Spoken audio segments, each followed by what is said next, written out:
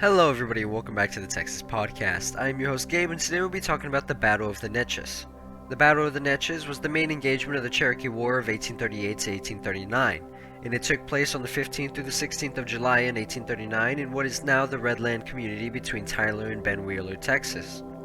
It resulted from the Cordova Rebellion and Texas President Lamar's determination to remove the Cherokee people from Texas. Many had migrated there from the American Southeast to avoid being forced to Indian Territory in present-day Kansas and Oklahoma. During Sam Houston's first term as president of Texas, while maintaining the Rangers to police rogue Indians, Houston used diplomacy and presence to keep the peace on the frontier with the Comanche and Kiowa, and treated with his allies, the Cherokee. Houston had lived with the Cherokee and had earned his reputation among Native Americans for fairness and decency due to his relations with the Cherokee.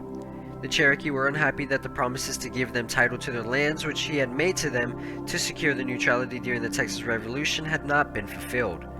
Houston negotiated a settlement with them in February 1836, though he was unable to get the legislature to ratify the portion of the treaty confirming the Cherokee's land titles. This was neither the first nor last time the legislature refused to ratify agreements Houston made with the Indians.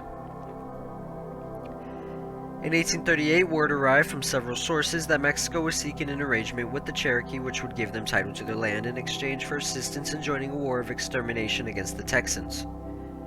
Nacogdoches looking for a stolen horse found a camp on one around 100 armed Tejanos. Rather than allow the local militia to act, Houston prohibited both sides from assembling or carrying weapons.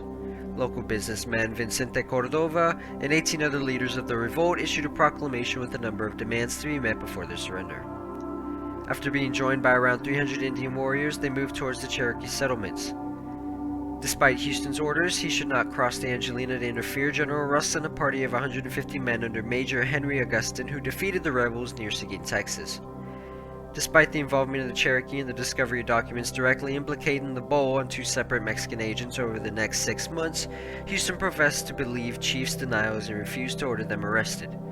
In his several letters of reassurance to the Bull during the unrest, Houston again promised them title to the land on the Neches. Warriors, believing their lands to be violated by the legal settlers, then perpetrated the Kilo massacre, killing 18 people.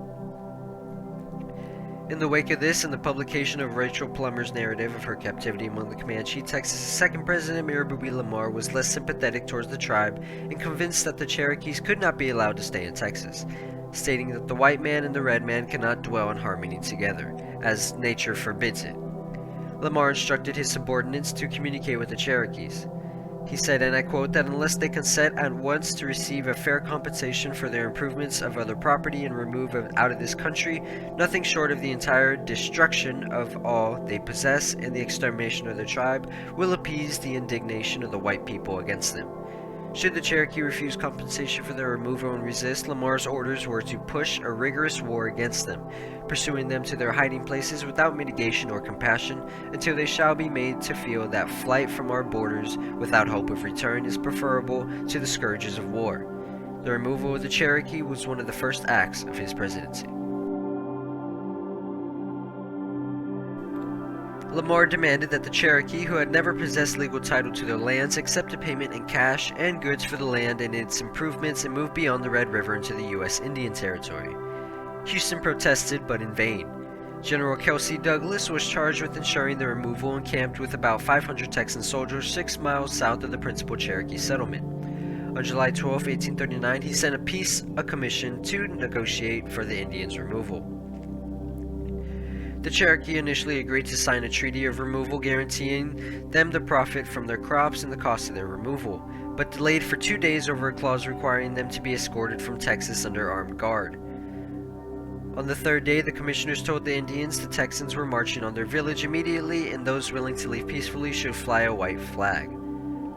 On the 15th of July, 1839, the Texan army advanced up Battle Creek with Captain Willis Landrum, crossing the Neches to cut off possible reinforcements and intercept any Indians fleeing northward from the battle. The Cherokees were waiting on high ground and attacked. The Indians were driven back and retreated into a nearby ravine. Landrum failed to block them, having been misled by his guide. The battle then continued sporadically throughout the day, and at the end of which 3 Texans had been killed and 5 wounded against 18 Cherokees. The Cherokee retreated several miles overnight before Colonel James Carter's spies company demanded them near Neches headwaters in modern Van Sant County. The Cherokee attacked after the company had been joined by Colonel Edward Burleson's company, and General Russ soon moved them on the left. The Texans charged the Indian position across open terrain, then pursued their retreat into the Neches bottom. The Texan losses were 2 killed and 27 wounded, to an estimated 100 dead Cherokee in Delaware. Among the Texan injured were Serving Vice President David G. Burnett and Secretary of War Albert Sidney Johnston, both cited in the commander's report for active exertions on the field and having behaved in such a manner as reflects great credit upon themselves. General Hugh McLeod and Major David Kaufman were also wounded, and John Reagan was also a participant. The bull was shot from his horse, still carrying a sword given to him by Sam Houston. McLeod later presented his hat as a gift to Houston. After the battle, the Cherokee made one last attempt to reach Mexico by skirting the north of the Texan settlements before being removed to Indian Territory, modern Oklahoma.